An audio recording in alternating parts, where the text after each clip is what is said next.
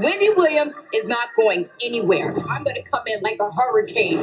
Hi, Zua. Welcome back to This Bahamian Gyal, home of big hair, bold looks, and big laughs. I show you how to break the internet without breaking the bank. I am back. Guess what? I never, ever do videos on a Sunday. You know Wednesday, 1 o'clock is my time, but Lord have mercy. I had to do it like how Wendy Williams, you know how she does that thing. I watched the Wendy Williams movie on Lifetime, and of course, I had to drop a video pronto. Why? Because it was that juicy, it was the hot tea, it was the hot topics. It's gonna be discussed on Monday morning. You guys know it. So if you're interested in getting my take, my review of this movie, keep watching.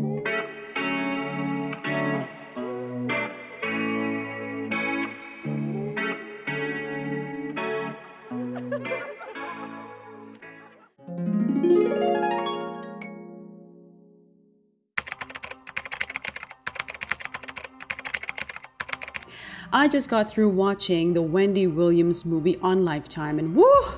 I don't even know where to start. Now, this is not typically the type of content I bring on my channel, but this is a hot topic. And so, of course, I have to mention it. Everybody's going to be Googling this. Everybody's going to be talking about this on Monday morning. So let's just get right into it. Before I get started, I have to let you know that I have some views that may seem a little different from what everybody else expected. But you know what? I keep it real on my channel. So hopefully you stick around for that.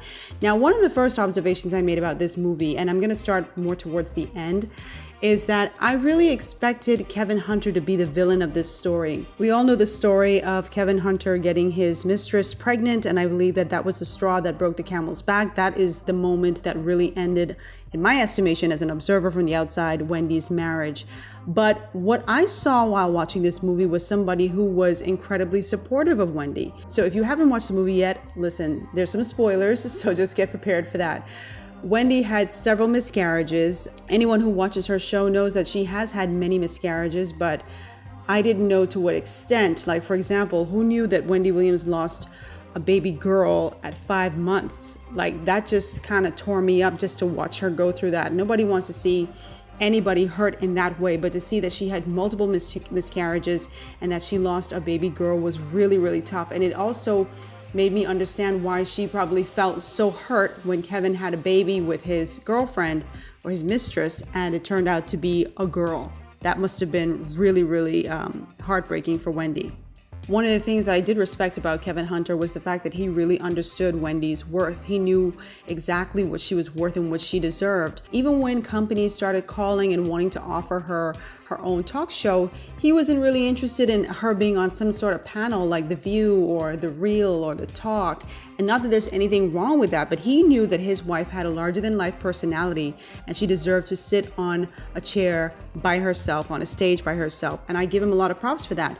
There were moments in the movie where Wendy Williams seemed completely unsure of herself. Even though I'm sure she had faith, that she would pull through, he seemed to be that bedrock, that foundation that told her, this is what's going to happen and you're going to be fine. And I think that she became really codependent on Kevin. And who wouldn't have that codependent relationship? Wendy didn't have a lot of friends, at least it doesn't seem that way in the movie. And not only that, he's defended her and protected her almost like a bodyguard. One of the funniest parts of this movie was when the rap group Total, which was signed to Bad Boy back in the day, showed up at the radio station where Wendy was working because I guess they wanted to confront her. So we see all three of the girls dressed in like black patent leather or whatever they were wearing, standing outside their SUV and waiting, I suppose, to jump Wendy. But child, that did not happen because why? Dun, dun, dun, dun. Super thug to the rescue. Kevin showed up like a boss, pulled up in his Mercedes Benz and basically chased them off like chicken heads. I couldn't get past that part. Like, I was like, what? This brother just came to the rescue. So Wendy was just so blown away by that act of heroism that she just ran into Kevin's arms and they were kissing. And, she decided she was going to quit her coke habit in 4 days, which she said was hard. I don't even know how anyone could quit in 4 days, but she did it for Kevin. So I can totally understand her attraction to him. He was supportive. He was her muscle. He was, her manager. It was just so many different aspects of the relationship that she became dependent on. So I totally got that part. another shocker for me was the fact that Kevin wasn't interested, nor did he do drugs. I always assumed that, anybody who's dating or married to someone like Wendy Williams, especially the fact that she didn't paint Kevin as a well-to-do fella. Like, she always called him a thug. That's his background. He was a thug. I thought he would be partaking in that lifestyle and doing drugs, but he wasn't. As a matter of fact, she said he didn't really judge her for doing it, but it wasn't his thing. Now, I watch Wendy Williams' show, but I'm not a frequent watcher anymore like I used to be. And I guess one of the things I missed out on is the fact that she used to date Eric B. Who knew that she dated Eric B. from Rakim and Eric B., the rapper? And the story, I swear you couldn't have written it any better or any juicier. The fact that she went out with him and rented a vehicle for this guy, and he kept it for 2 weeks. Kept it for 2 weeks to the point where the rental company was then after Wendy, and her assistant had to tell her, hey, Wendy, you need to take this call because I think they're sending the police after you. It was a mess. And then I hope that this was exaggerated for the show, because if it weren't, oh my God, Eric B., you are such a loser. He shows up at her apartment to return the rental key, and rather than putting it in her hand, he throws it on the floor. Like, who does that? Who does that? Like, this guy is a legend in the hip hop game. That's what you're doing? Like, for real? Now, this is another thing that I didn't know. I didn't know that she dated Eric B., and I damn sure didn't know that she actually got pregnant for Eric B. What did she do? She had an abortion, and she said she never told him. So now I'm wondering if Eric B. only learned after this movie that Wendy Williams was pregnant for him. I want to talk about Ciara Payton's performance in the Wendy Williams movie. I think she had Wendy's mannerisms down to a T. I mean, she looks so much eerily like Wendy Williams. It's nuts that another human being can look so much like her. But while I enjoyed the overall performance, I thought that she didn't sound like Wendy. There were times in the movie that she had Wendy's tone or her cadence, but it wasn't consistent. It wasn't a consistent performance straight across the board. And that's where I give her some poor marks. Also, the infamous fainting scene. Everybody remembers the Halloween episode where Wendy Williams was dressed as a Statue of Liberty. And for those of you who don't know, Wendy suffers from Graves' disease. And she said she got overheated in her costume and she fainted. Ciara Payton recreated that scene, and it just seemed so incredibly comical to me. It seemed like she was doing a parody of Wendy Williams rather than enveloping the character.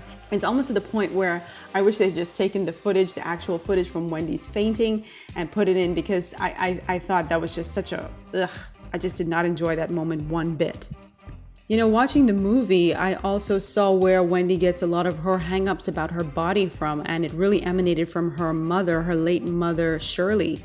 We all know that Wendy loves her mother dearly, or loved her, because her mother passed away several weeks ago. But, just seeing the way her mother always sort of taunted her about her weight, it really did have an impact on her. It totally had an impact on her. This is Wendy Williams, who's been very frank about having a boob job and liposuction and Botox and whatever else she wants and needs to do to maintain her body. She's been very open about that. But I feel like the nexus of that really came from her self-image growing up in a house with her mother, who, would tell her, hey, you need to kind of like slow it down. You're gaining too much weight. Anyway, overall, I thought the movie was well done. Was it Oscar worthy? No, not by a long shot, but it was definitely entertaining. I enjoyed the actors, especially Morocco. He's the actor who played Kevin Hunter. Ciara Payton definitely, again, had Wendy's mannerisms down pat. She looked a lot like her, but I thought the acting could have been a little stronger in some scenes. Like, again, that fainting scene was a hot mess for me. It just was too quick, and it just seemed like a parody. It seemed like anybody off of the street was doing a parody of Wendy Williams' faint job, and that wasn't good enough for me. Anyway, I enjoyed the movie. I know you guys will too. So if you enjoyed this review, please give me a thumbs up, drop comments down below. Let me know what you thought of the movie if you watched it. Again, like I said, I went into this movie thinking that Kevin Hunter was going to be the villain, and I didn't quite get that. Not this time. He was a bad husband, but Wendy wasn't always a perfect wife either. So anyway, guys, I'll see you guys on Wednesday at 1 o'clock Eastern Standard Time right here on my channel. And in the words of Wendy Williams, I love you for watching. Bye.